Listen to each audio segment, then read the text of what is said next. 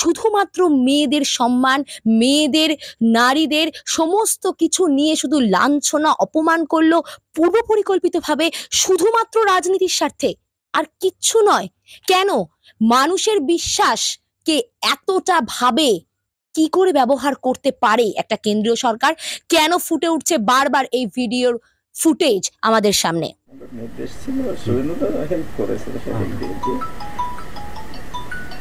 এইটা না করলে ওখানে আর এই তাবর মালকে গ্রেপ্তার না করাতে পারলে তোমরা ওখানে দাঁড়াতে পারবে না। আর গ্রেপ্তার করাতে গেলে তোমাদের এইগুলো করতে হবে, রেপ কেসটা তো দিতেই হবে। শুভঙ্কর ছেলেটা প্রথম সাথ দিয়েছিল। কে শুভঙ্কর ছেলেটা প্রথম শুভঙ্কর সাথ দিয়েছিল, কিন্তু ও পরে ও কিছু অর্থনৈতিক তছনছ করে ফেলে মেছে, ঠিক আছে, সেই জায়গা থেকে ও কিন্তু একটু হটে গেল। না এমনি শুভেন্দুদা এই জিনিসটা কি কন্ট্রোল করতো? কন্ট্রোল করতো, করার জন্য পিও ওরা এসেছিল। পিএ কে?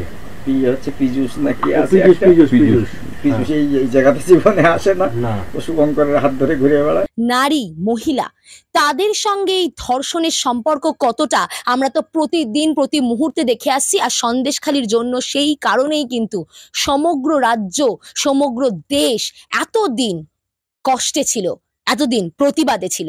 তাহলে শুভঙ্কর গিরি ও তো হচ্ছে আপনাদের বিজেপির সঙ্গে দেখলাম না, ও তো বিজেপি আপনার সন্দেশখালী কনভেনার শুভঙ্কর গিরি। তাহলে ওই এদেরকে ব্রেন ওয়াশ করতো, আমাকে দিয়ে বলতো যে এইটা করতে হবে, ওইটা করতে হবে। আপনারা কি ব্রেন ওয়াশ কিভাবে করতে? হ্যাঁ, ওই তো যে কমপ্লেন গুলো এইভাবে করো, আর আপনি সেটা করেই দেন, ঠিক আছে, ওরা যেটা বলতো আমি করিয়ে দিই। না আপনি মেয়েদেরকে একটা মেয়ে যখন লিখতো যে আমাকে রেপ করেছে, মানে যেটা হয়নি তাও সেটা লিখছে, তা সেই ক্ষেত্রে তো ওরা তো প্রথমে তো না বলতো তো আপনাকে। না বলেনি, ওরা যেটা বলেছি সেটা শুনেছি।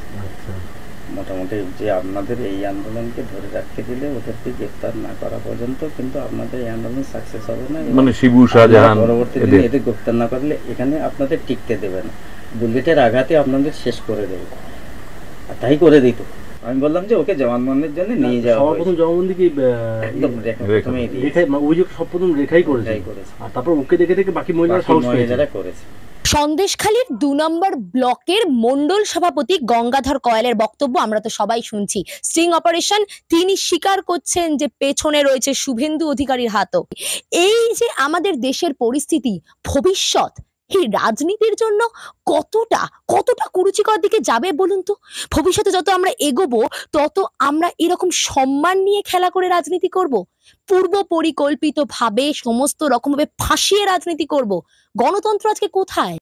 আরো 2-3 জনকে আর করানোর করেছিলাম, কিন্তু তারা রাজি ঠিক হলো না। কেন ভয় পেয়ে গেল যে আবার আমরা এই মিথ্যা রেপ কেস দেবো করে দিল। জবা সিং এর করে দিল, পুরো এসটি কমিশনার একেবারে প্রথম এসে ইনকোয়ারি প্রথম জবা সিং এর, আরো ঘাবড়ে গেছে, একদম ও ঘাবড়ে গেছে। কিন্তু কি হবে না হবে, সুন্দর ছিলেন যিনি এসটি কমিশনার, চিনি লম্বা করে ভালো করে। তো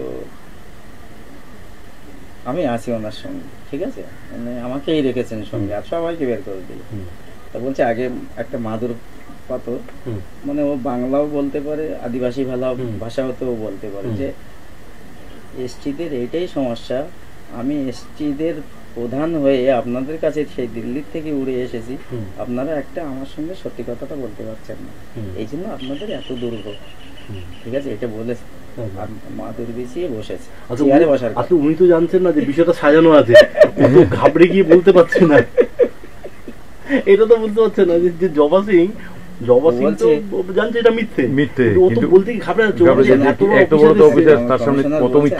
কোনো ভয় নেই, আপনার সঙ্গে আমি আছি, এই যে থানার পুলিশ আপনাকে নিয়ে যাওয়ার আপনার ক্ষমতা নেই, আপনি নির্ভয়ে বলুন আমার সঙ্গে। গঙ্গাধর কয়ালের ভিডিও ফুটেজ, স্টিং অপারেশন আমরা চোখের সামনে দেখতেই পাচ্ছি, কিন্তু ভাবুন তো রাজনীতি কোথায় যাচ্ছে, কেন যাচ্ছে? আমরা যখন আরো এগিয়ে যাব ভবিষ্যতের দিকে, রাজনীতির এই কুরুচিকর দিক দেখব, শুধুমাত্র লোকসভা ভোটের জন্যই এত কিছু, পর আরো কি দেখতে চলেছে বাংলা, কি দেখতে চলেছে দেশ।